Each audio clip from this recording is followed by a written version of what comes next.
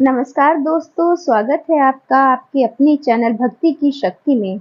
दोस्तों, आज इस वीडियो में मैं आपको बताऊंगी कि इस वर्ष अर्थात 2023 में शारदीय नवरात्रि कौन सी तिथि को पड़ रहे हैं, वे क्या है, कलश स्थापना का शुभ मुहूर्त और साथ ही साथ क्या है नवरात्रि का महत्व। सनातन धर्म में नवरात्रि को बहुत ही पवित्र पर्व माना गया है। नवरात्रि के 9 दिनों में माँ दुर्गा के 9 स्वरूपों की पूजा की जाती है।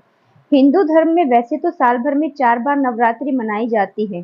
चैत और शारदीय नवरात्रि के अलावा 2 गुप्त नवरात्रि होती हैं, लेकिन शारदीय नवरात्रि का महत्व सबसे खास होता है। शारदीय नवरात्रि की शुरुआत अश्विन माह की शुक्ल पक्ष की प्रतिपदा से होती है। नवरात्रि के पूरे 9 दिनों तक माँ आदिशक्ति के 9 स्वरूपों शैलपुत्री, ब्रह्मचारिणी, चंद्रघंटा, कुष्मांडा, स्कंद माता, कात्यायनी, कालरात्रि, महागौरी और सिद्धिदात्री देवी की पूजा की जाती है।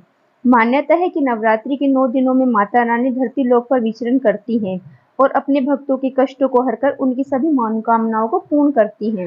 तो ऐसे में चलिए जानते हैं कि इस साल शारदीय नवरात्रि की शुरुआत कब से हो रही है। इस साल शारदीय नवरात्रि की शुरुआत 15 अक्टूबर 2023 रविवार से हो रही है, जो कि 23 अक्टूबर 2023 मंगलवार तक मनाई जाएगी। वहीं 24 अक्टूबर को विजयदशमी या दशहरा का पर्व मनाया जाएगा। शारदीय नवरात्रि की प्रतिपदा तिथि आश्विन माह के शुक्ल पक्ष की प्रतिपदा तिथि की शुरुआत 14 अक्टूबर 2023 शनिवार की रात 11:24 से प्रारंभ हो रही है। यह तिथि 15 अक्टूबर रविवार को देर रात 12:32 पर समाप्त होगी। उदया तिथि को देखते हुए शारदीय नवरात्रि 15 अक्टूबर रविवार से शुरू होगी। इसी दिन कलश स्थापना का भी मुहूर्त है। शारदीय नवरात्रि की प्रतिपदा तिथि के दिन कलश स्थापना का शुभ मुहूर्त 15 अक्टूबर को 11:44 से दोपहर 12:30 तक है। कलश स्थापना के लिए इस साल केवल 46 मिनट का समय रहेगा। इस मुहूर्त में आप कलश स्थापना कर सकते हैं। क्या है कलश स्थापना की विधि? शारदीय नवरात्रि के पहले दिन सुबह उठकर स्नान आदि करके साफ वस्त्र पहने, फिर मंदिर की साफ सफाई करके गंगा जल छिड़कें। इसके बाद लाल कपड़ा बिछाकर उस पर थोड़े चावल रखें, मिट्टी के एक पात्र में जौ बो दें। साथ ही इस पात्र पर जल से भरा हुआ कलश स्थापित करें। कलश में चारों ओर आम या अशोक के पत्ते लगाएं और स्वास्तिक बनाएं। फिर इसमें साबुत सुपारी, सिक्का और अक्षत डालें। एक नारियल पर चुनरी लपेटकर कलावे से बांधे। इस नारियल को कलश के ऊपर रखते हुए मां जगदम्बे का आह्वान करें। फिर दीप जलाकर कलश की पूजा करें। शारदीय नवरात्र का धार्मिक महत्व। पौराणिक मान्यताओं के अनुसार पहले चैत नवरात्रि को ही बड़ी धूमधाम से मनाया जाता था, लेकिन जब भगवान राम ने रावण पर विजय प्राप्त की तब वह चैत नवरात्रि का इंतजार नहीं करना चाहते थे और अश्विन मास की प्रतिपदा को दुर्गा पूजा आयोजित की। तभी से शारदीय नवरात्रि की धूम होने लगी। देवी भागवत पुराण में भी भगवान श्री कृष्ण द्वारा शारदीय नवरात्रि का व्रत और शक्ति पूजन करने का वर्णन मिलता है।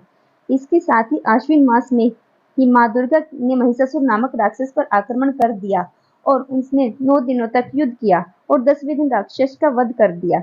इसलिए 9 दिन तक माँ दुर्गा की पूजा शक्ति के रूप में की जाती है। इसलिए कहा जाता है शारदीय नवरात्रि।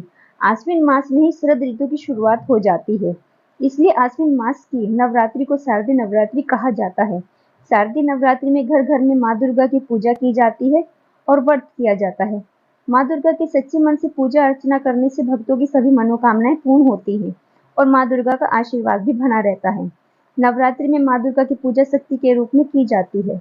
पश्चिम बंगाल में इस नवरात्रि के समय दुर्गा पूजा का उत्सव बहुत ही धूमधाम से मनाया जाता है। नवरात्रि में इस दिन करें माँ दुर्गा के 9 स्वरूपों की पूजा।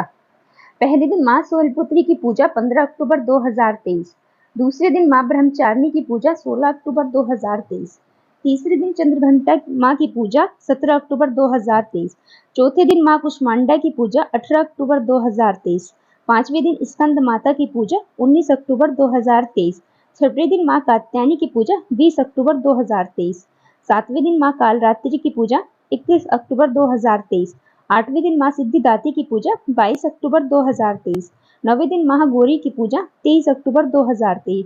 उसके बाद दशहरा पर्व 24 अक्टूबर 2023 को मनाया जाएगा।